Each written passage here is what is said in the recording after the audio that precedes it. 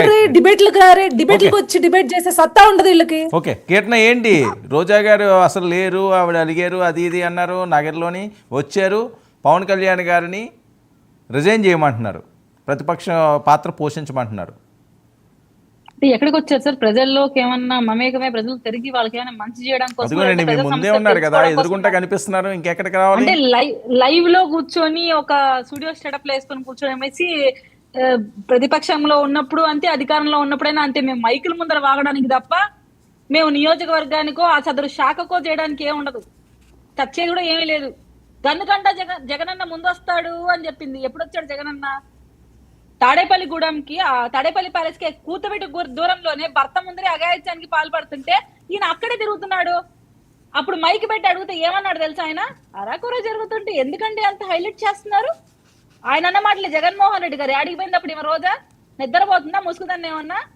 ఇదే చిత్తూరు జిల్లాలో ఆమెకు అతి దగ్గరలో ఉన్న కాన్స్టిట్యున్సీలో ఒక అమ్మాయి పైన కాల్చి గుండు కొట్టి అమ్మాయిని అతి కిరాతకంగా చంపేస్తే ఎక్కడికి పోయింది రోజా? ఇంకా సిగ్గుచేటు. వాళ్ళ ప్రభుత్వం అధికారంలో ఉంటే క్యాండిల్ ర్యాలీ చేసింది ఆ టైంలో. నాకు కొంచెం టైం ఇస్తే నేను ఫోటోలు ఇవ్వగలుగుతాను సార్. రోజా అనే ఆవిడ ఒక రబ్బర్ స్టాంపు లాగా జగన్మోహన్ రెడ్డి గారికి భజన చేయడం కోసం మాత్రమే పనికొస్తారు తప్ప రాష్ట్ర అభివృద్ధి కోసమో, రాష్ట్ర సమస్యల మీద, మహిళల కోసమో ఫైట్ చేయడానికి రోజా గారు ఎప్పుడూ సంసిద్ధంగా లేరు. Till from first day to now sir. అది నేను క్లియర్ గా చెప్పగలుగుతాను. అసలు మా చిత్తూరు జిల్లాలో ఆమెకి ఏమంత మర్యాద ఉందో నాకు చెప్పనండి. సొంత ఆమె కాన్స్టిట్యున్సీలో ఆమెకి ఏమంత గౌరవం ఉందో చెప్పండి. సొంత పార్టీ నుంచి కూడా ఆమె వ్యతిరేకత ఉంది. సో రోజా గారు పవన్ కళ్యాణ్ గారి గురించి మాట్లాడే స్థాయి ఆమెకు లేదని క్లియర్ గా ఇంతకు ముందే పవన్ కళ్యాణ్ గారు యూట్యూబ్ రోజా అని చెప్పేశారు. సో నేను రోజా గారి గురించి ప్రత్యేకంగా మాట్లాడను. రోజా గారు ఎప్పుడైనా లైవ్ డిబేట్ కి మనం పిలిచండి, ఆమె అధికార ప్రతినిధి కాబట్టి పిలిచండి, మేము కూడా వస్తాం. మీ ప్రభుత్వం అధికారంలో ఉన్నప్పుడు మీరు ఎన్ని మహిళా ఇష్యూస్ మీద ఫైట్ చేశారు? ఒక మంత్రిగా ఉన్నారు కదా, మహిళా మంత్రిగా ఉన్నారు కదా, మీరు కానీ, తానేటి వనిత గారు కానీ, రజనీ గారు కానీ, ఎవరైనా ఎంత మటుకు ఫైట్ చేశారు? ఓకే, శ్యామల గారి పరిస్థితి ఏంటి? శ్యామల గారి పరిస్థితి ఏంటి? నేను గతంలోనే మీకు ఒక వీడియో చూపించాను. మళ్ళీ మీరు నాకు ఆ వీడియో చూపించమని చెప్తారు, నాకు అర్థమవుతుంది ఇండైరెక్ట్ గా. ఏ వీడియో అండి? లేదు నేను నిజంగా చూడలేదు. ఏ వీడియో? గత డిబేట్ లో మీ ఛానల్ నేను చూపించాను. ఓకే, నాకు ఐడియా లేదు.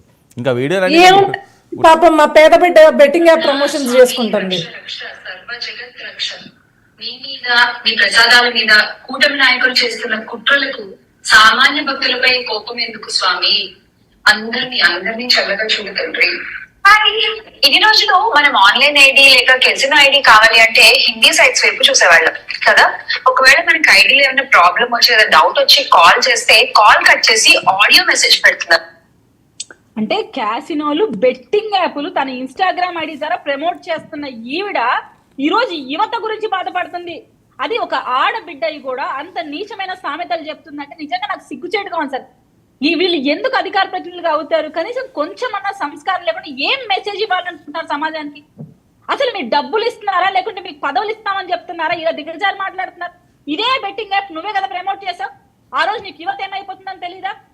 ఒక తల్లిగా నువ్వు బాధ్యత లేదా? ఈ రోజు నువ్వు మహిళల పక్షాన మాట్లాడుతున్నావా? బిడ్డల పక్షాన మాట్లాడుతున్నావా? ఇటువంటి యాప్లు ప్రమోట్ చేసినప్పుడు జగన్మోహన్ రెడ్డి గారికి నీకు బుద్ధి చెప్పలేదా?